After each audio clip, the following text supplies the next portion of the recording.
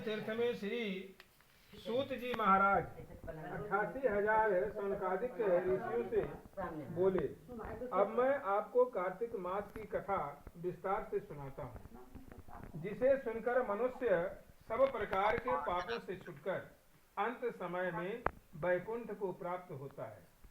सूत जी बोले, श्री कृष्ण जी से आज्ञा लेकर देवर्षि नारद के चले जाने पर सत्यभामा प्रसन्न होकर लक्ष्मीपति भगवान से कहने लगी, हे नाथ, मैं धन्य हूँ, मेरा जीवन सफल हो गया। मेरे जन्मदाता भी धन्य हैं, जिन्होंने मुझ जैसी त्रैलोक्य सुंदरी को जन्म दिया, जो आपकी 16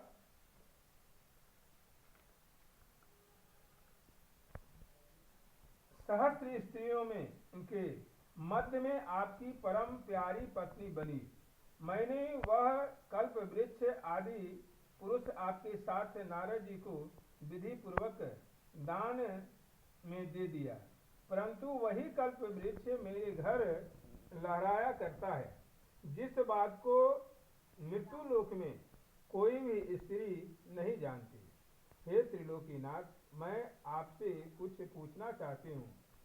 आप मुझे विस्तार पूर्वक कार्तिक के महात्म्य की कथा सुनाओ, जिसको सुनकर मेरा हित हो तथा जिसके करने से कल्प पर्यंत भी आप मुझसे विमुख न हो।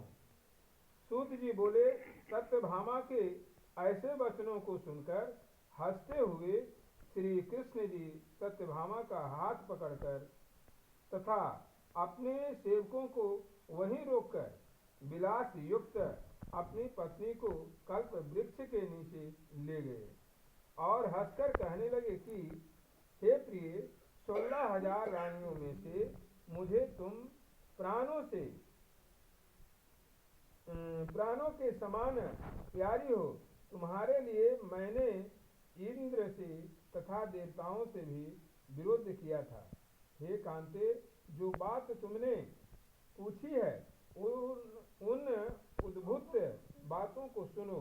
सूत जी बोले, एक दिन श्री कृष्ण भगवान ने सत्यभामा की प्रिय कामना के लिए गरुड़ पर सवार होकर इंद्रलोक जाकर कल्प वृक्ष मापा। तब इंद्र के मना कर देने पर गरुड़ का इंद्र से घोर युद्ध हुआ और गौलोक में गरुड़ जी ने गौओं से युद्ध किया। गरुड़ की चोट से उनके कान और पूंछ कट करके गिर पड़े। उनके रुधिर से 3 वस्तु उत्पन्न हुई, कान से तंबाकू, पूंछ से गोभी और खून से मेहंदी। इन तीनों के प्रयोग करने से मोक्ष प्राप्ति नहीं होती। तब गौओं ने भी क्रोध में भरकर गरुड़ को मारा, जिससे उनके 3 पंख टूटकर गिर पड़े। इनके पहले पंख से नीलकंठ, दूसरे से मोर, तीसरे से चकवा चकवई उत्पन्न हुए। हे प्रिय, इनके दर्शन मात्र से ही शुभ फल की प्राप्ति होती है। यह सुनकर सत्यभामा बोली, हे प्रभु, मैंने पिछले जन्म में कौन कौन से दान, व्रत व जाप नहीं किए हैं, मेरा कैसा स्वभाव था तथा मैं किसकी पुत्री थी और मुझे मृत्यु लोक में जन्म लेना पड़ा। मैंने ऐसे कौन से शुभ कर्म किए जिससे आपकी अर्धांगिनी हुई। कृष्ण बोले, हे प्रिय, जो तुमने पूर्व जन्म में शुभ कर्म किए हैं विस्तार पूर्वक कहता हूँ। पूर्व समय में सतयुग के अंत में मायापुरी में अति गोत्र में देव शर्मा नाम का एक ब्राह्मण वेद वेदांत का जानने वाला रहता था। वह रोज अतिथियों की सेवा, हवन और सूर्य भगवान की पूजा किया करता था। उसका तेज सूर्य के समान तेजस्वी था। उसके वृद्धावस्था में गुणवती नाम की कन्या हुई। उसका विवाह उस पुत्रहीन ब्राह्मण ने चंद्र नाम के अपने शिष्य के साथ कर दिया। चंद्र को अपने पुत्र के समान मानता तथा चंद्र भी उसे अपने पिता के समान सम्मान देता था।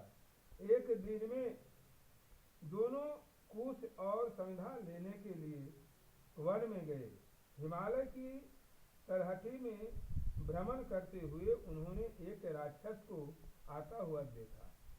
उस राक्षस से भय के मारे उनके सब अंग शिथिल हो गए और भागने लगे कि सामर्थ्य भी नहीं रही। तब उस काल के सदृश राक्षस ने उन दोनों को मार डाला। उनके धर्मात्मा होने के कारण मेरे पार्षद उनको मेरे पास वैकुंठ में ले आए, क्योंकि उन्होंने आजीवन सूर्य भगवान की पूजा की थी। उस कर्म से मैं दोनों पर अति प्रसन्न हुआ। शिव, सूर्य, गणेश जी, देवी, इन सब देवताओं की पूजा करने वाले सब स्वर्ग को प्राप्त होते हैं। मैं एक होता हुआ भी काल और कर्मों के भेद से 5 प्रकार का होता हूँ। जैसे एक देवदत्त, पिता, भ्राता आदि नामों से बोला जाता है। जब वह दोनों विमान पर चढ़े हुए सूर्य के समान तेजस्वी रूपवान चंदन और माला धारण किए हुए मेरे भवन में आए तो दिव्य भोग भोगने लगे।